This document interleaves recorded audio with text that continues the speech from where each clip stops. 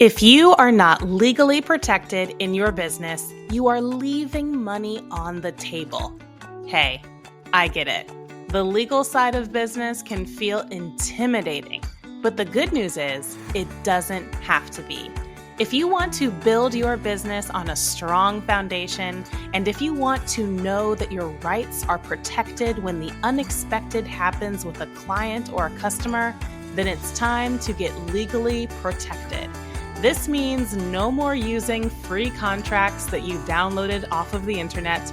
This means partnering with a law firm that actually believes in your vision and can help you achieve it. This means legally protecting your brand so that no one can steal your good ideas. There are a lot of ways to grow and scale, but if you want to grow a strong business, it's time to get legally protected. If you're listening and resonating with this, then my signature service, the Legal Upgrade, just might be perfect for you. The Legal Upgrade is a straightforward, structured process to give your business the legal protection that it needs to thrive. Click the link in the show notes and schedule a call with me today.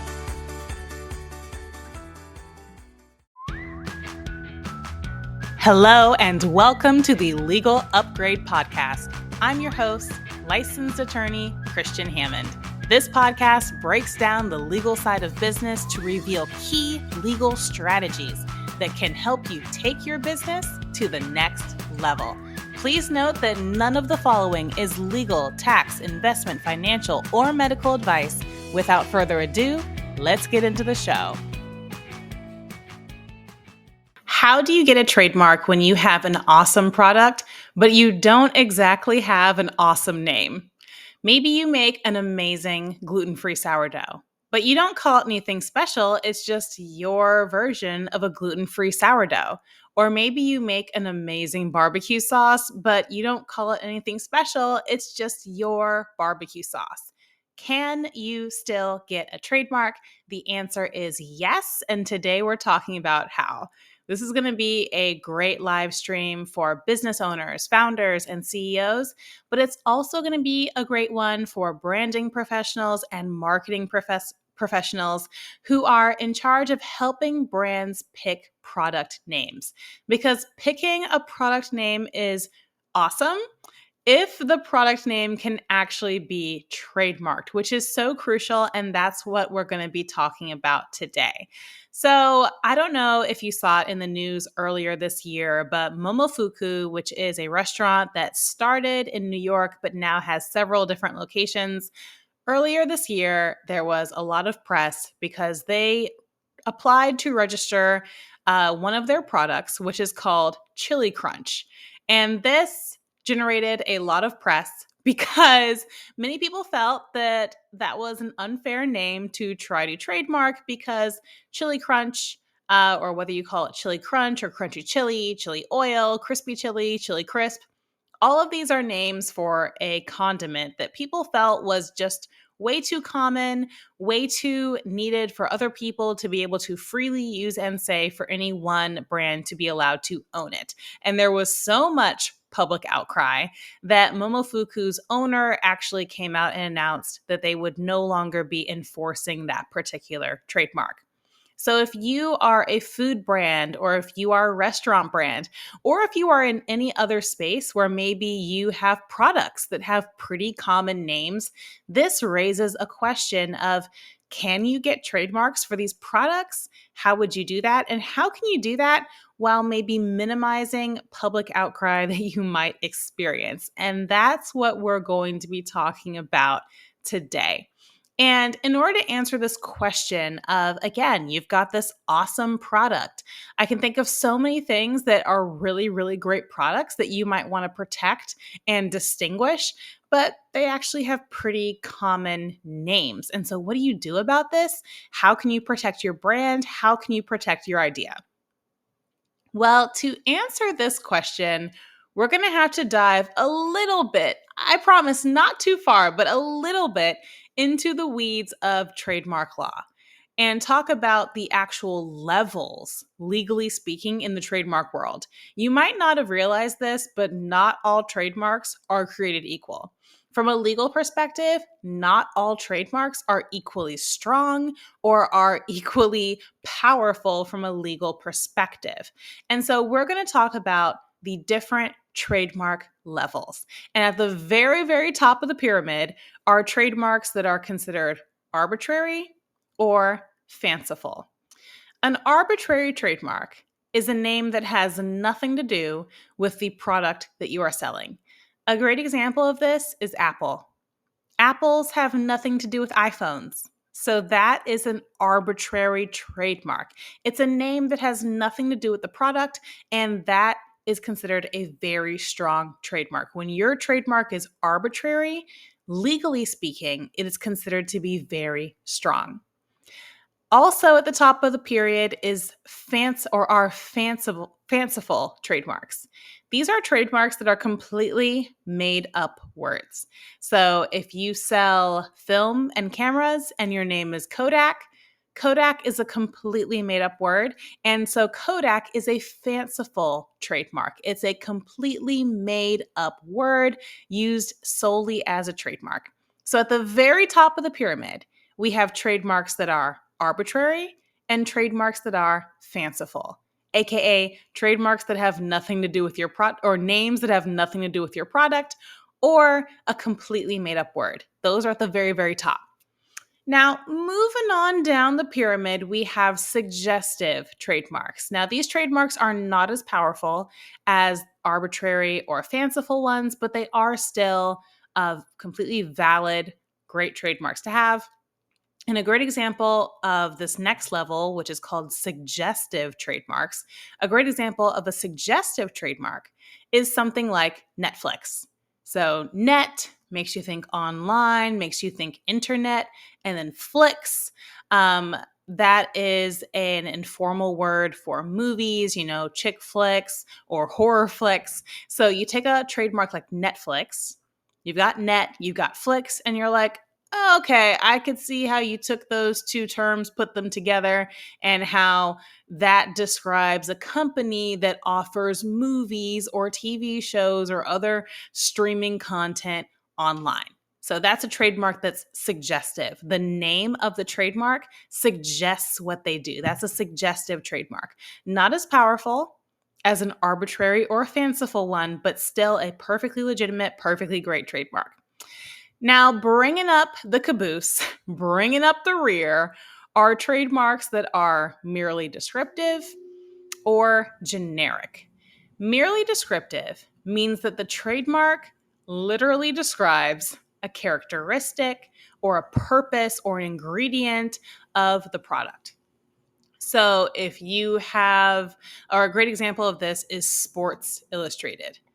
Sports Illustrated sells a magazine that is literally Sports Illustrated. It's literally pictures of sports. That is merely descriptive. That is a trademark that literally describes the product that is being sold. So that's merely descriptive. Now, the thing is, if your trademark is merely descriptive, you cannot get registered on the principal register. You might not have known this, but there's actually two different options for getting a trademark. You can get up on the principal register, or you can get on the supplemental register.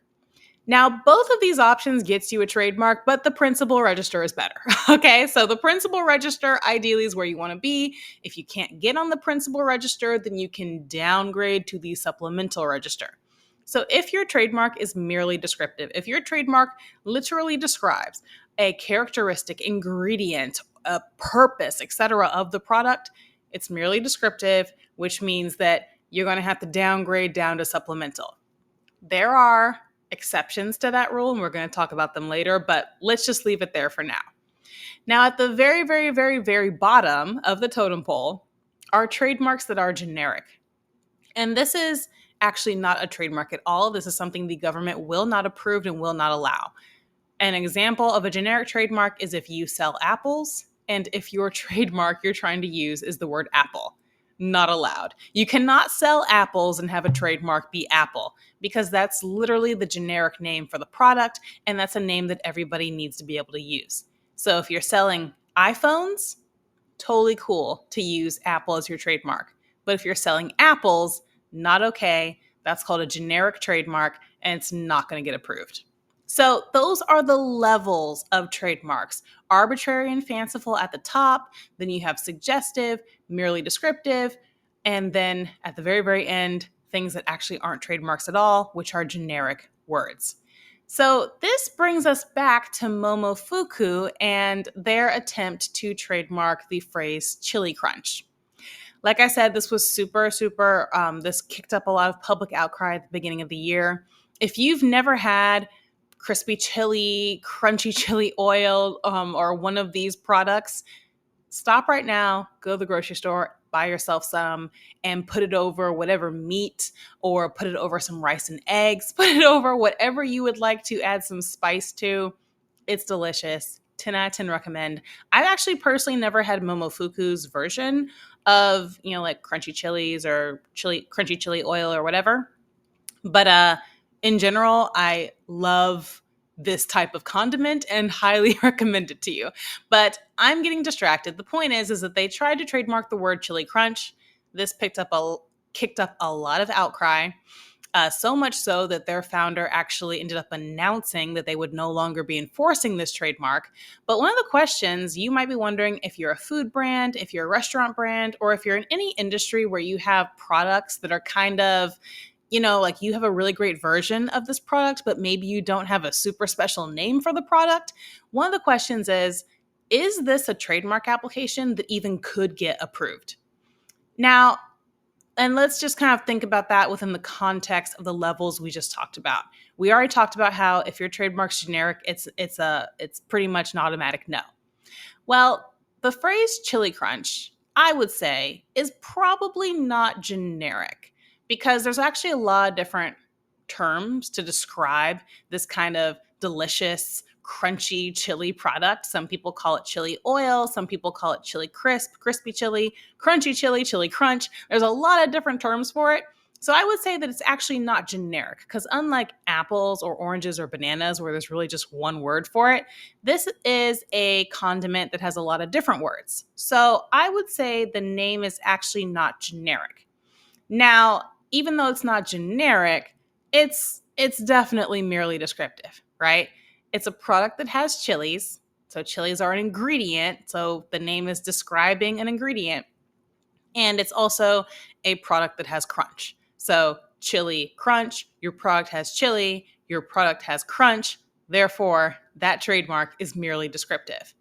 So even applying for a trademark like this, at first blush, means that if you have a similar product like this, it means that absent an exception, you're not making it onto the principal register. Now, like I said, there are exceptions. And the exception is, the exception is that you can get a trademark that's merely descriptive onto the principal register if you can show that it has acquired distinctiveness. Basically, what that means is you've been using the trademark long enough, usually it's 5 years or more, that people, when they see that trademark, they don't just think that you're like generally describing a thing. They actually associate that name with your brand. And there are tons of trademarks that are registered, again, on that better principal register under this exception.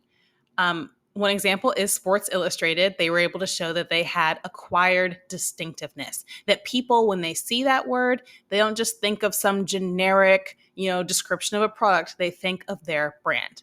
Another example of a trademark that's registered under this exception is American Airlines. American Airlines, when you hear that name, you just don't think of some generic airline service. You think of American Airlines, the brand. And that's how they are able, again, after a certain period of time, to get their trademark on the principal register.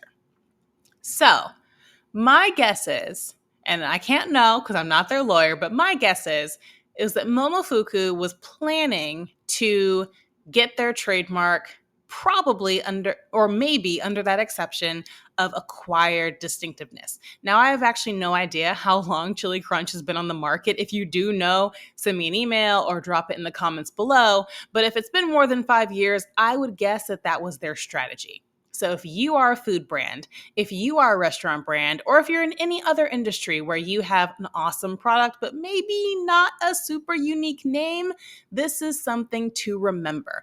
There's an exception. It's called acquired distinctiveness. So if you have been selling that product for 5 years or more, that might be a way for you to get that trademark that would otherwise kind of be kicked down into merely descriptiveness land up onto the principal register.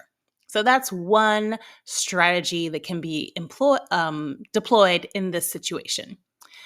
Now, that helps you if your trademark is in that descriptive kind of category. But what about if your trademark is even lower? What if your trademark is actually in that generic category? Is there any hope for you? And there actually are some strategies that can be effective even if your trademark is down here in generic land. And the example I like to use for this is sriracha. Now, actually, I have to admit that before I did the research for this live stream, I actually thought that sriracha was a brand name. And what I've since learned is that sriracha is actually a generic name. Sriracha is actually the generic name for a chili sauce that has sugar and salt and garlic and vinegar. And I'm probably missing one of the ingredients. But it turns out that this chili sauce, and maybe many of you already knew this, but this chili sauce has a name. It's called sriracha. And it's a generic name. Just like barbecue sauce is a generic name for a type of sauce, sriracha is a generic name for this type of chili sauce, which means that nobody selling this type of chili sauce is allowed to trademark just the name sriracha. No one is allowed to trademark just the name sriracha in isolation. So what do you do if you are a sriracha brand? Well, I don't know about you, but the sriracha I have on my shelf right now is the sriracha by Hoi Fung Foods. And it's the one with the rooster on it. You probably have seen the rooster. Maybe it's sitting on your own cabinet shelf in your kitchen, or maybe you've just seen it at restaurants. But this is kind of the one with the very distinctive, famous rooster label on it. So they had this dilemma because they make sriracha. It's a generic name. So how were they going to protect their trademark? Well, they took a very brilliant approach, which is to try to trademark not just the word sriracha, because that wouldn't have worked, but they had actually trademarked the design and their product label. So they have a trademark for many different versions of their label, and one of them is that rooster and words above it that include the word sriracha.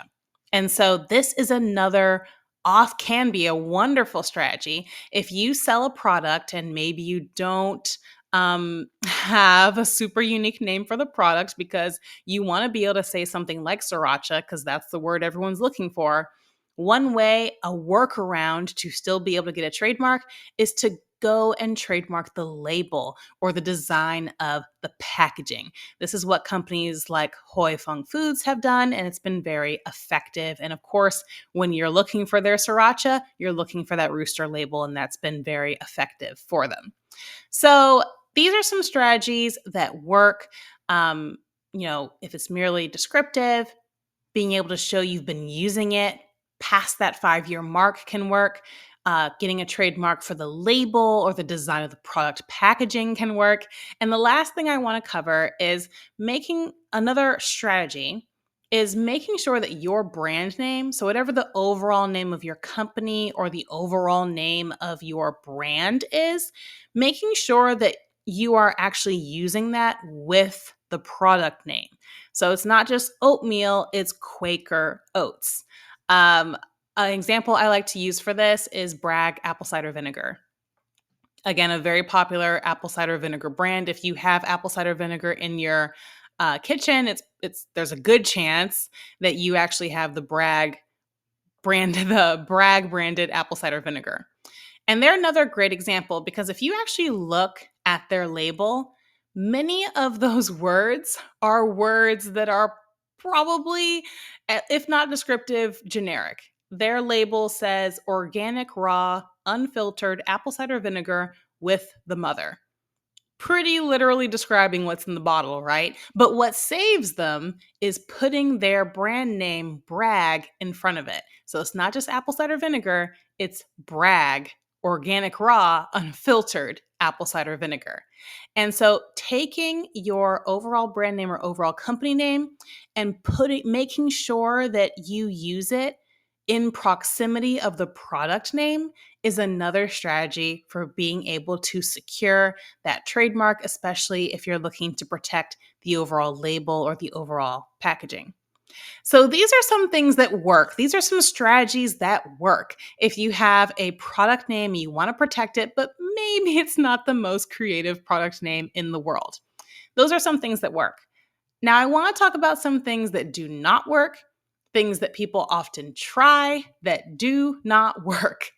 And what doesn't work is excuse me, what does not work is piling on more descriptive terms. Excuse me, guys. What does not work is piling on more descriptive terms. So people try to do things like old fashioned olives. Well, you're still just describing them. These are olives in an old fashioned style. What does not work is just saying, oh, hey, I've invented a new thing called olive coffee. Well, without more, you're literally just describing coffee with olives, or maybe coffee that's olive flavored.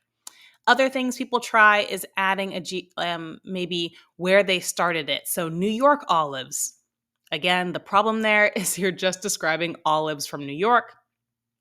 Same issue with a lot of other words people try to use: real, organic, pure, raw.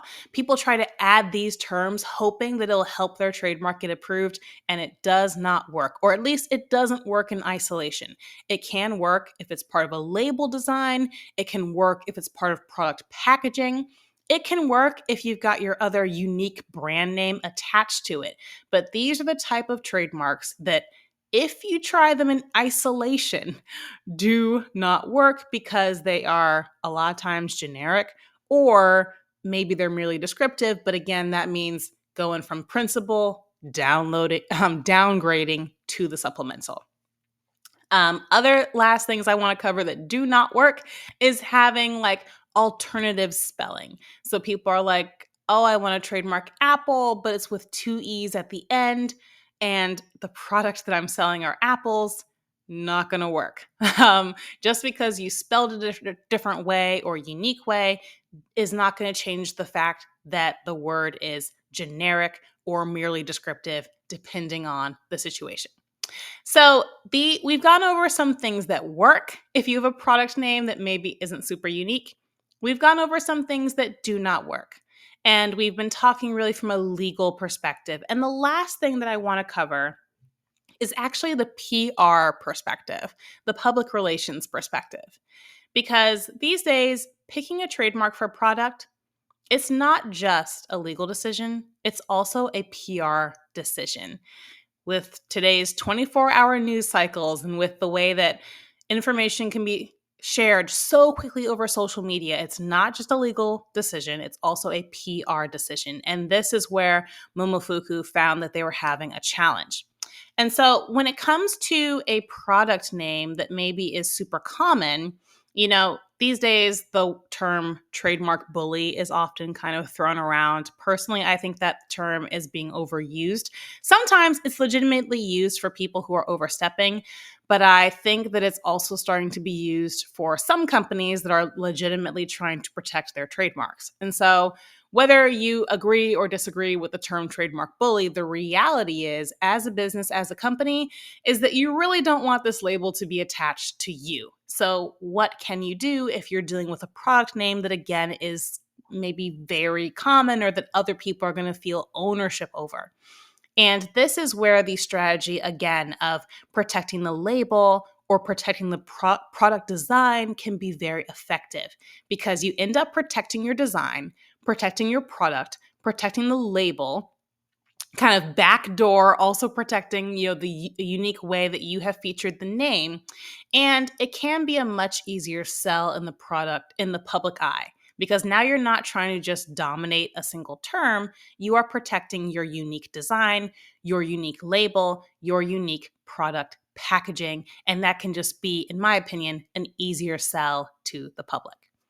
So, I really hope that was useful for those of you in the food industry, the restaurant industry, or in any industry where maybe you have awesome products, but maybe not the most creative name in the world. Thank you guys so much for tuning in. If you have more questions about trademarks, or if you would like to work with a law firm that believes in your business and has deep expertise in trademarks and wants to help you protect your brand, click the link in my bio. Let's talk. For everyone else, thanks for being here, and I'll see you next time. Bye. Hey, thanks for listening to the show. The Legal Upgrade Podcast is a Bevel Law production. For more information about the Legal Upgrade, you can follow on Instagram at Bevel Law or find even more information on the website bevellaw.com. If you enjoyed the episode, please remember to subscribe, leave a review, and share it with a friend. See you next time on the Legal Upgrade Podcast.